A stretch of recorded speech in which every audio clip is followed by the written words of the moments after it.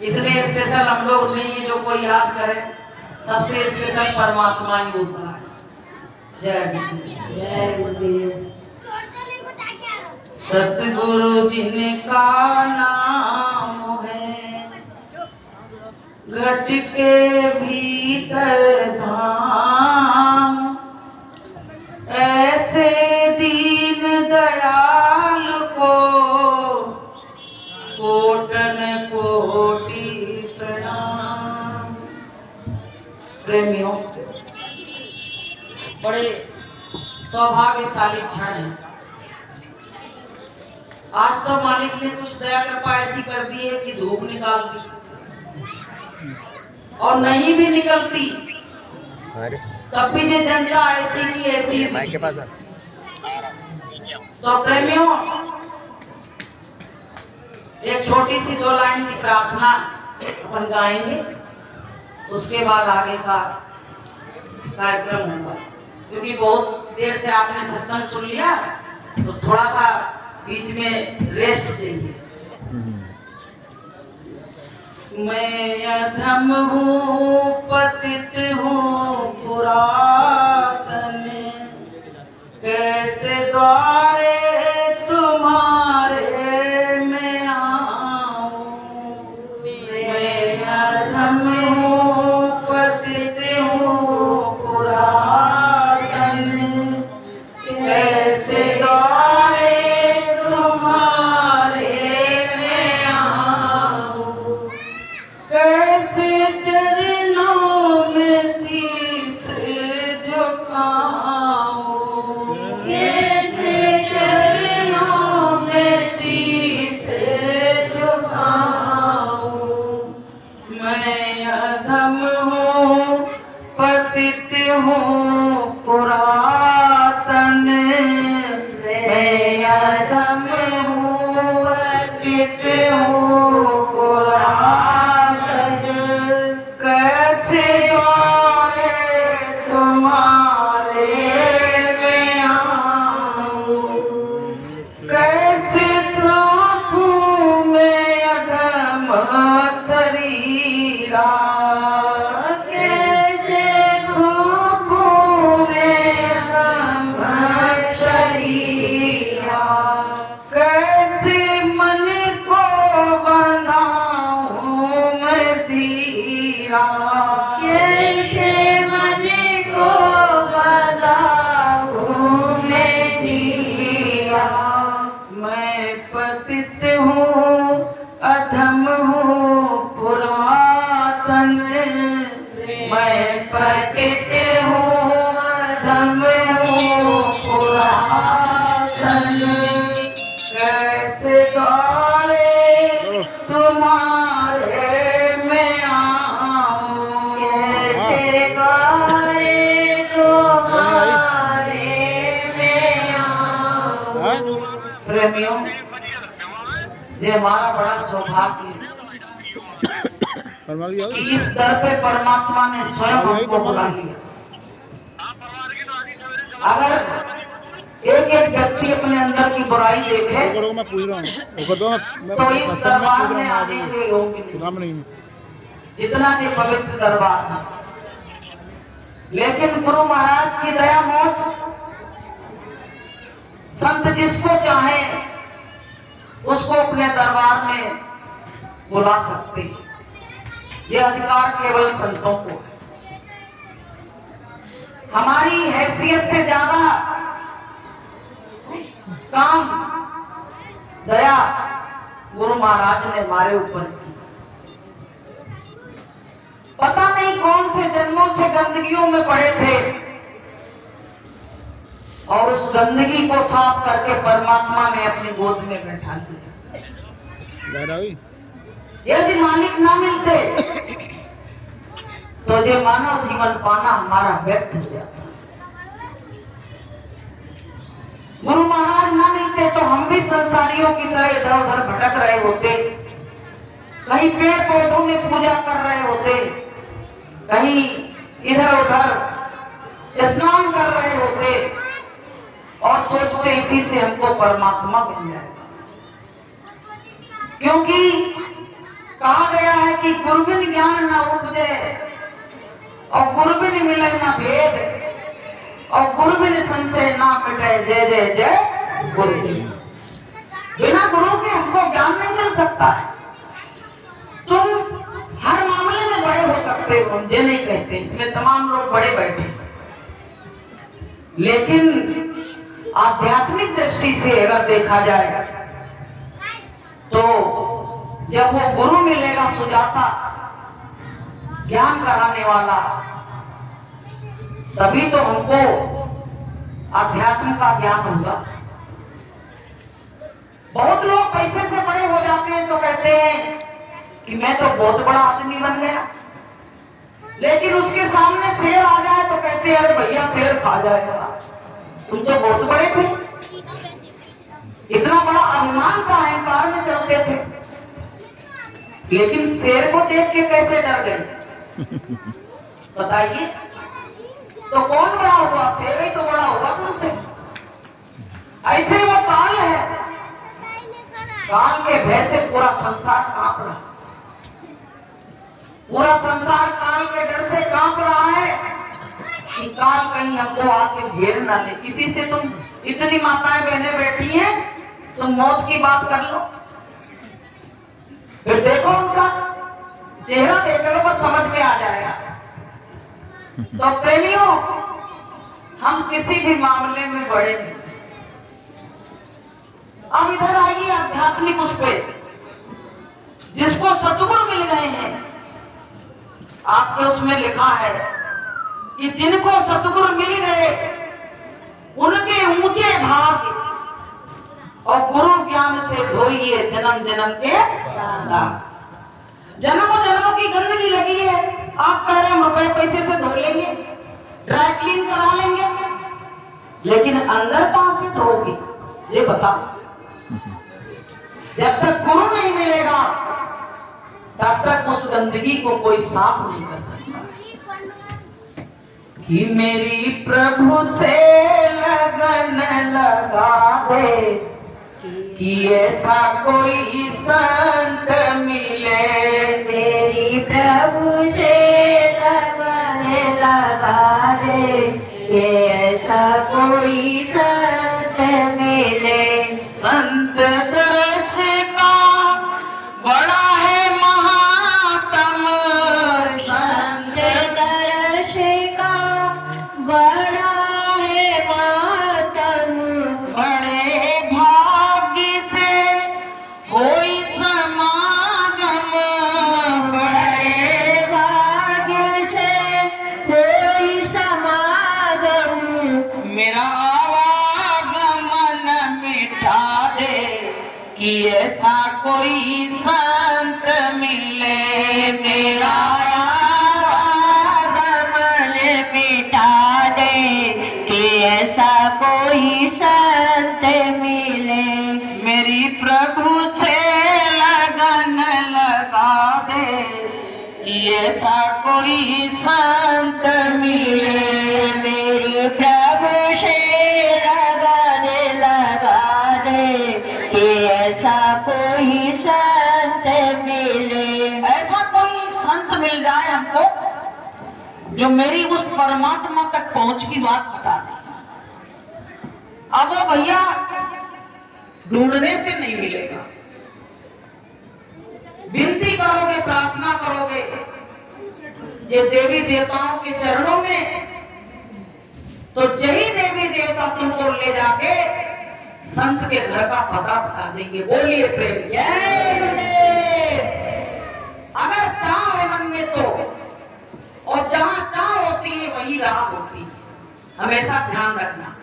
जैसे आप यहाँ आना चाह रहे थे राठौर संदर्भ में, आपकी चाह थी कि आज हम राठौर संदर्भ में पहुंचेंगे, तो आपको राह मिलती चली गई।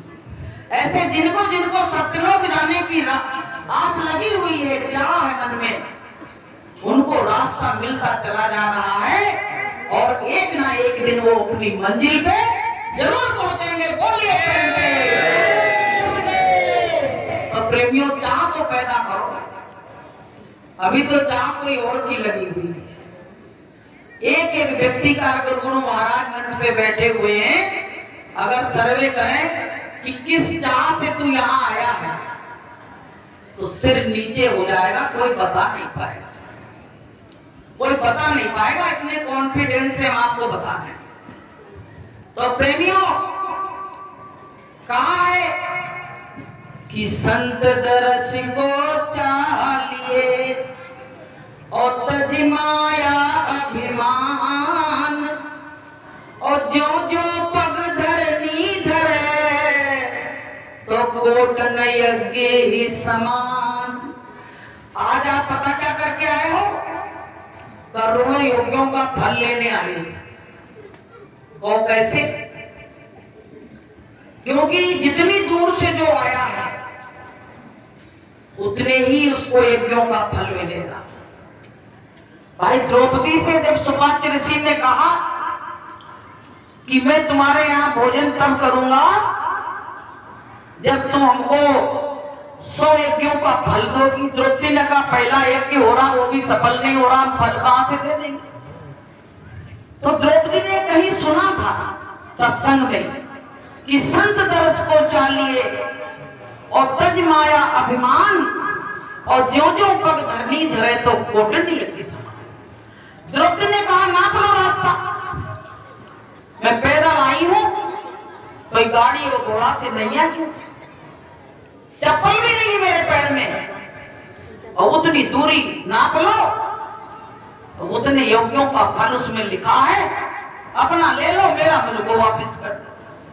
सुपाच्य ऋषि ने कहा इससे तो मेरी दाल गलने वाली नहीं है।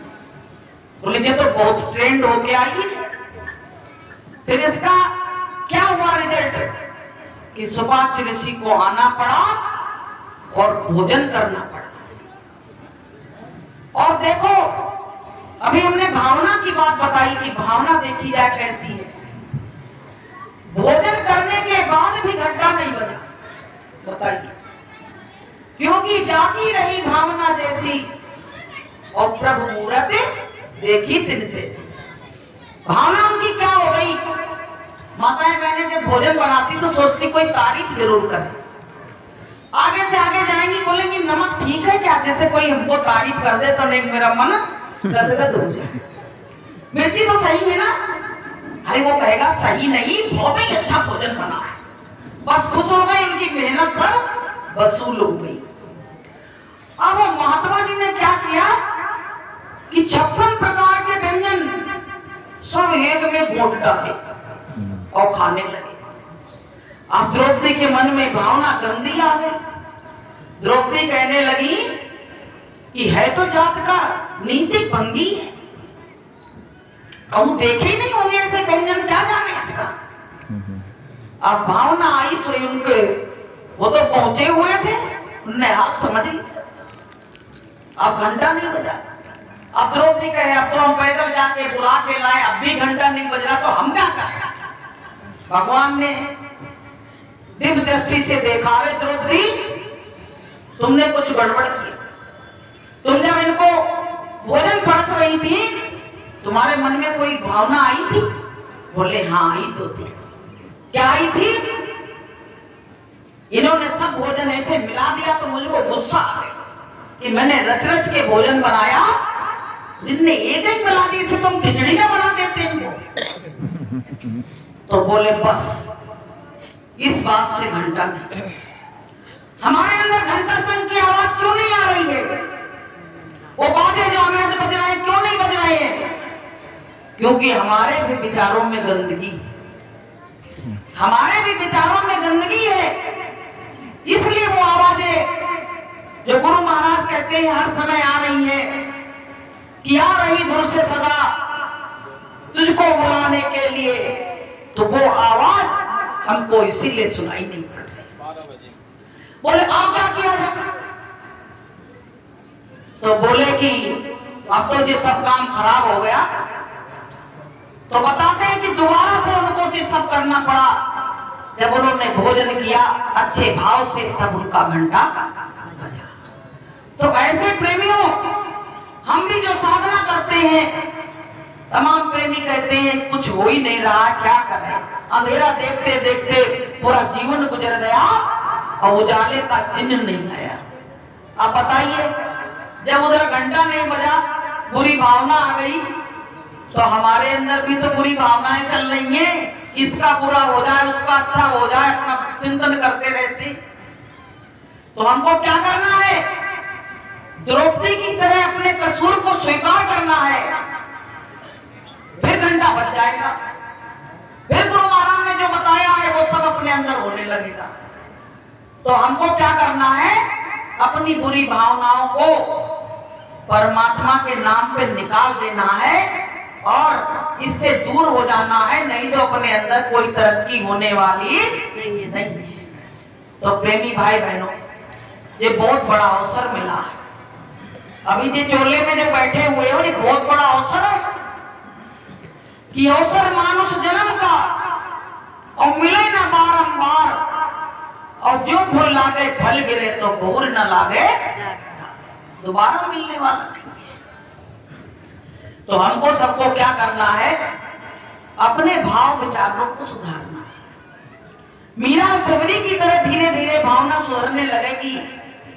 अब इस सत्संग में आने से हमारे मैल धीरे धीरे साफ होने लगते हैं, हमारे अंदर थोड़ी थोड़ी शुद्धता आने लगती है, और यही शुद्धता हमको ले जाके परमात्मा के चरणों में पटक देगी। तो प्रेमियों, हमको सबको अपने मालिक के लिए उनके वचनों को याद करना है। गुरु महाराज का क्या था थे कि सब बच्चे मेरी बात मान लें और सब बच्चे सत्यलोक चले। यही गुरु महाराज का दे था, और कोई दे नहीं था कि इस बार अपना एक भी बच्चा मैं छोड़ के नहीं जाऊंगा, सबको सत्यलोक ले जाऊंगा। बोलिए प्रेम से। लेकिन बच्चे निकले निकम्मे। बच्चे हम लोग जैसे थे ना, निकम्मे निकल गए। कैसे निकम्मे निकले? एक बार क्या हुआ, भगवान के सिर में दर्द होने लगा। तो वहां उद्धव भी खड़े थे और नारद जी भी खड़े थे, और भगवान तो परीक्षा ले रहे थे भक्तों की, जैसे गुरु महाराज ले रहे। तो लोगों ने पूछा नारद जी ने, उद्धव ने, कि क्या बात है, बहुत परेशान दिख रहे हैं। कहने लगे, परेशान क्या, सिर में दर्द हो रही है। तो बोले, दर्द कैसे दूर होगी, कौन सी दवा है? बोले, दर्द तो हमारी ऐसे दूर होगी कि जो गुरु भक्त हैं, जो परमात्मा के भक्त हैं, उनके चरणों की धूल अगर हमारे मत्थे में लगा दी जाए तो मेरे सिर की दर्द सही हो जाए। तो नारद जी ने कहा, अरे धूल की बात करते, धूल हम ले आते, तमाम गुरु भक्त घूम रहे हैं। अब नीचे आए तो कहने लगे, धूल मांग रहे हैं और बहुत सिर में दर्द हो रही, बहुत बीमार है। तो भैया सब भक्तों से धूल मांगी, उनकी रानी पटरानी जितनी थी सबसे मांगी, सबने मना कर दिया। बोले, हम धूल नहीं देंगे, नरक में जाएंगे क्या? भगवान मेरे चरणों की धूल लगाएंगे तो हम नरक में जाएंगे। तो नारद जी वापस लौटे। भगवान ने कहा, ले आए क्या? अरे लेकर आए, वहां सब चतुर लोग बैठे हैं। बोले, उनने सबने मना कर दिया कि हम अपने चरणों की रज परमात्मा के मत्थे में लगाने के लिए देंगे, हम नहीं देंगे। तो नारद जी ने कहा, अब क्या करें? बोले, वो वृंदावन चले जाओ। बोले, वृंदावन में कौन है? बोले, गोपियां हैं, उनसे तुम मेरी व्यथा कहना जाके, फिर देखना वो क्या करती मेरे लिए। अब भैया वो वृंदावन आए, और वृंदावन आके गोपियों से कहा कि भगवान तो बहुत बीमार है। गोपियों ने कहा, इलाज नहीं कराया अभी तक? बोले, वो कोई इलाज ही नहीं करा रहे, वो कह रहे हैं कि भक्तों के चरणों की रज ले आओ और उसी से हमको फायदा पड़े। तो गोपियों ने कहा, खोदने लगी तुरंत पैरों से जमीन को, और रज ही रज इकट्ठा कर दी। तो उसने कहा, नारद जी ने कहा कि तुम ये कर क्या रही हो? बोले चरणों की रज दे रहे हो, क्या कर रहे हैं? अरे नरक में जाओगी। बोले मेरा परमात्मा अगर मेरी रज से सही हो रहा है तो एक बार नहीं मैं 100 बार नरक में जाना पड़े फिर भी मैं अपने परमात्मा को ये दूंगी। बोलिए प्रेम से आप भैया जब रज लेके आए तो भगवान ने कहा नारद जी से, नारद जी तुम पूरी दुनिया में घूमे रज लेने के लिए, क्या तुम्हारे चरणों में रज नहीं थी? तुम भी तो दे सकते, तुम तो हमारे बहुत नजदीक थे। तो नारद जी ने कहा कि मुझको ये डर था कि नरक में नहीं चले जाए कहीं, इसलिए की टाइमिंग है लाइट एंड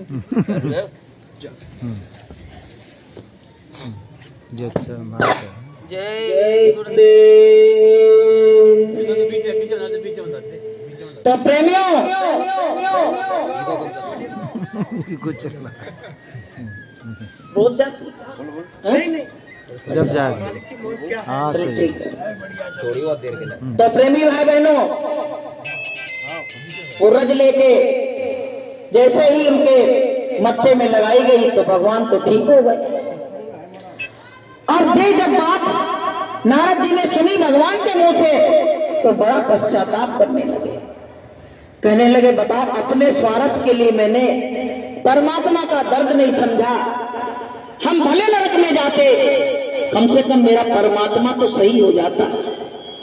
ऐसे प्रेमियों जब गुरु महाराज को ब्लड वाली बात आई थी कि गुरु महाराज पे ब्लड चढ़ेगा, मास्टर जी ने हमसे कही गुरु महाराज के लिए ब्लड मांग रहे हैं, बीमार है गुरु महाराज। तो हम लोगों ने कही थी कि पूरे शरीर का ब्लड निकाल देंगे पर हमारे गुरु महाराज को कुछ नहीं होना चाहिए। पूरे शरीर का ब्लड निकल जाए पर हमारे गुरु महाराज को कुछ नहीं होना चाहिए। लेकिन ये बताइए हम इंसान का ब्लड उस परमात्मा को कैसे चढ़ सकता है? वो तो परीक्षा थी, वो तो परीक्षा थी प्रेमियों। तो प्रेमियों वो नारद जी कहने लगे हम तो परीक्षा में फेल हो गए। ऐसे प्रेमियों हम लोग भी गुरु महाराज ने जो जो परीक्षा ली सब में फेल हो गए। अगर हम पास हो जाते तो हमारा काम बन जाता। हम उस परमात्मा के दर्द को, उस परमात्मा की पुकार को हम सुन ही नहीं पाए, समझ ही नहीं पाए। कहा है संतों ने कि फिर पछताए होत क्या जब चिड़िया चुग गई खेत, कि आछे दिन पाछे गए और प्रभु से किया ना हेत और अब पछताए होत क्या जब चिड़िया चुग गई खेत। तो प्रेमी भाई बहनों गुरु महाराज तो गुरु भगवान ही तो थे। उन्होंने बहुत बहुत परीक्षा ली लेकिन गुरु महाराज समझ गए मेरे बच्चे भी परीक्षा में पास होने वाले नहीं हैं, इनमें वो भाव वो भक्ति अभी इनके अंदर जगी नहीं। तो प्रेमियों हमको सबको बहुत सोच समझ के रखना है। देखो जो गुरु महाराज के शरण में हैं आज भी सक्रिय रूप में उस मालिक का कार्य कर रहे हैं, उनके लिए तो मालिक का दरवाजा आज भी खुला है। लेकिन जिसने जिसने मुंह मोड़ लिया उसका तो परमात्मा ही जाने क्या होगा। ये भी एक परीक्षा की ही घड़ी चल रही है। तो प्रेमियों हमको इस परीक्षा में फेल नहीं होना है, हमको पैतरेबाजी नहीं करनी है कि इस डाल से बंदर की तरह कूद के उस डाल पर बैठ गए। हमको जो डाल पर बैठे हैं उसी पे बैठ के अपने मालिक का इंतजार करना। सेवरी ने 60 साल इंतजार किया तो हमको क्या 10-12 साल में ही सब घबराहट हो गई? ये बताइए कि 10-12 साल में ही हमको इतनी घबराहट हो गई और हम छोड़ छोड़ के मालिक को और जाने कहां कहां भगते फिर रहे। ये बताइए जैसे रोड होती है, रोड पर जब चलते हैं तो क्या होता है अगर हम इधर भगने लगे उधर भगने लगे गाड़ी आ रही तो एक्सीडेंट निश्चित है। लेकिन होशियार व्यक्ति क्या करते हैं एक जगह वहीं खड़े हो गए साइड से तो उनका एक्सीडेंट नहीं होता है। ऐसे ही प्रेमियों अगर गुरु के नाम पे हम एक तरफ खड़े रहेंगे और उसी तरह सत्संग में हाजिरी देते रहेंगे तो आप विश्वास रखना आपको गुरु महाराज ही लेने आएंगे और गुरु महाराज ही आपको दर्शन देंगे और कोई कोई दे नहीं सकता। बोलिए प्रेम से। तो प्रेमियों, ये बहुत बड़ा औसत परीक्षा चल रही है, बहुत बड़ी परीक्षा चल रही है, समझ नहीं पा रहे हम लोग। ये छोटे छोटे दृष्टांत हमको परमात्मा की तरफ मोड़ देते हैं। ये परीक्षा है, हर भक्त की परीक्षा ली गई। कलयुग में परीक्षा लेना वर्जित है, लेकिन फिर भी कहीं ना कहीं तो परीक्षा ली जाएगी, तभी तो उस दरबार में पहुंचाया जाएगा। बिना परीक्षा के कौन पहुंच जाएगा? कोई चाहे बिना परीक्षा के मेरी नौकरी लग जाए,